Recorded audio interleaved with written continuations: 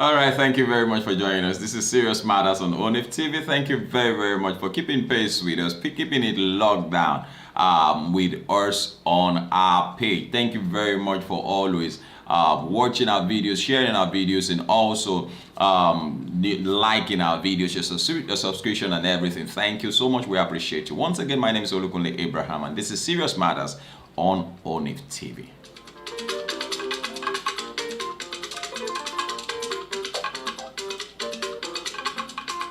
Pardon me, I hope you enjoyed your weekend. Thank you.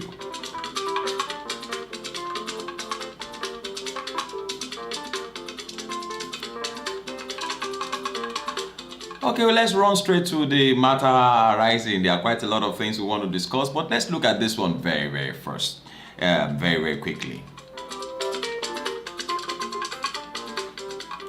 Human rights lawyer and principal of Festus Ogun Legal, Festus Ogun, has noted that donations by Nigerians in the diaspora for the presidential candidate of the Labour Party, Peter Obi, do not violate any law in Nigeria. There have been lots of insinuations, there have been lots of talks around, diasporas donating for Peter Obi's campaign. And I just smiled. Personally, I smiled because I wonder why that has become an issue. Are we going to enact a new law because people are donating for Peter Obi? Then we should, if we are going to say people should not donate for Peter Obi, then the likes of Asiwaju Bola Ahmed Tinubu and also Atiku Abubakar and Kwakwanso, Rabiu Kwakwanso, and everybody should present to us their track record, their financial track records.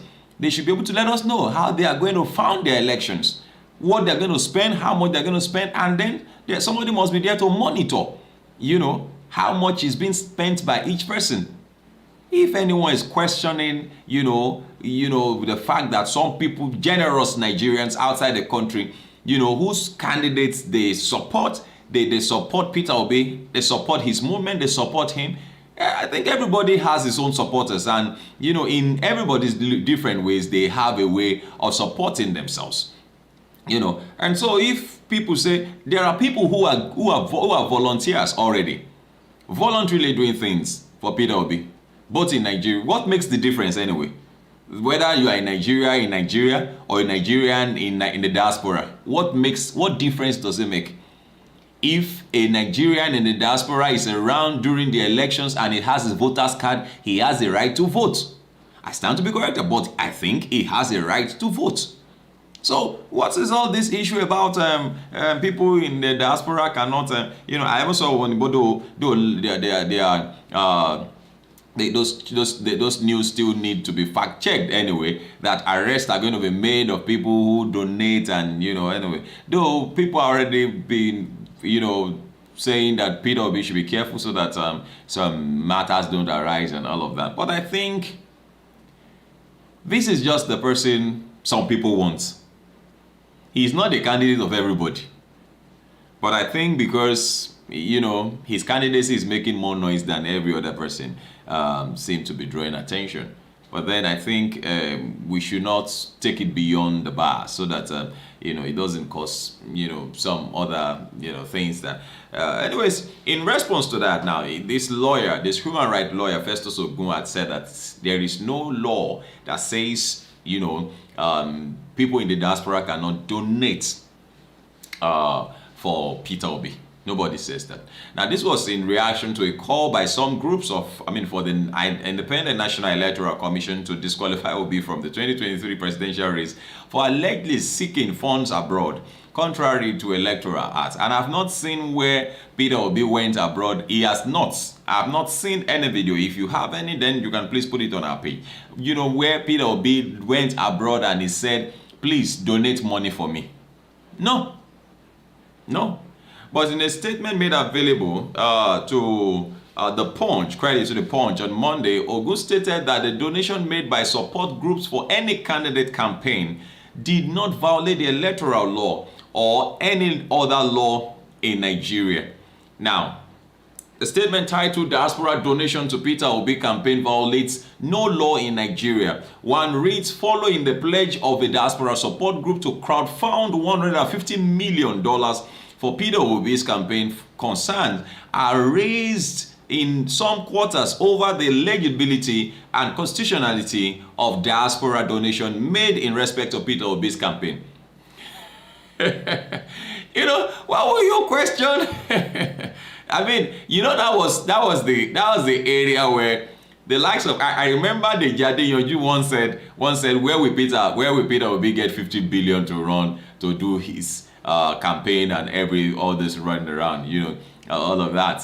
But then you already see that with concerns from different angles, the money will come out even much more.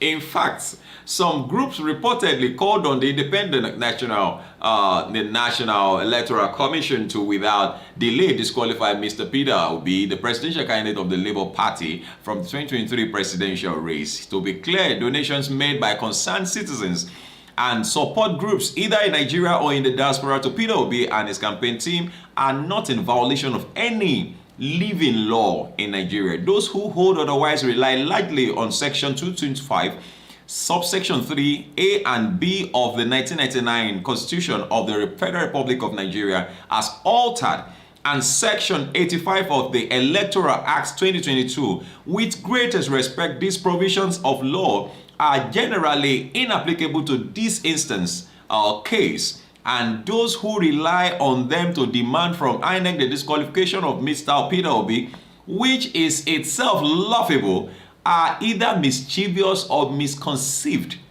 They are just being mischievous. They are just being, let me add that they are being jealous of the fact that this man is getting so much support. A presidential candidate came on the air and said that he doesn't have any senator in the House of Representatives. He doesn't have any honorable in the House of Representatives. In the Senate, he doesn't have anybody. And so how will he win election? He's only winning on. But then, if he is winning online, if he is only a social media, candidate, why not just leave him alone and let him remain a social media candidate? And let's see how far that will go. Now, why are you concerned with the fact that he's getting support, whether financially or which? Now, subsection 225, subsection 3, A and B of the 1999 Constitution of the Federal Republic of Nigeria as altered provides that no political party shall hold or possess any funds or other assets outside Nigeria, or B, be entitled to retain any funds or assets remitted or sent to it from outside Nigeria. A careful consideration of the section of law produced above shows that the 1999 Constitution simply prohibited a political party from holding or possessing any funds or other assets outside Nigeria and from retaining any funds or assets remitted or sent to it from outside Nigeria. The Electoral Act, by virtue of Section 85, only complements the constitutional provision by prescribing punishment for its breach. Ogunfoda explained. Now, even without being a lawyer, you understand what that means. You understand what that means, even without being a lawyer. He added, having cleared that it is safe to say that donation made to Peter Obi or his campaign organization in furtherance of his presidential campaign cannot be said to be made to a political party. Check it. The Constitution says simply prohibits a political party, not the candidate. Not the candidate. The donations are not made to Labour Party. The donations are made to support Peter Obi. He added, having cleared that it's safe that donations made to Mr. Peter Obi of his campaign or his campaign organization in furtherance of his presidential campaign cannot be said to be made to the political party as envisaged under Section 225, subsection 3, A and B of the 1999 Constitution. Neither Mr. Peter Obi nor his campaign organization is a political party and must not be mistaken or confused for Labour Party, a duly registered political party under the law. It would have been a different ball game entirely if the donation were made to Labour Party as a political party. Donations made to political candidates or their campaign team are not caught under that section, or section 225, section 3, A and B of the 1999 Constitution and section 85 of the Electoral Act that's 2022, and are therefore not legal and unconstitutional. So I do not know why people are just coming up with all sort of things. Anyway, it doesn't make any difference.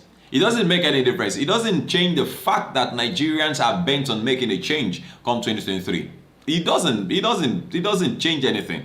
I heard in the news APC saying that they are going to, the change that they promised, we should not worry, they are going to. I mean, and I said to the people with me, I said, even if we were animals, if you take a monkey and point a banana at it, do this, take it back, do this, take it back, do this, take it back, then do it again, you'll be surprised. He won't mind you. Because he feels you are joking with him. He feels you do not want to give him. How can you have a lot of 8 years and the insecurity is nowhere, it's at its peak? Things that you said you were going to sort out in 6 weeks, in 6 months rather, and nothing has happened. And so somebody comes down and says that don't worry, don't bother helping us. We're going to seek help elsewhere. And I think that's why people are trying to say, look, get your PVC. Get your PVC.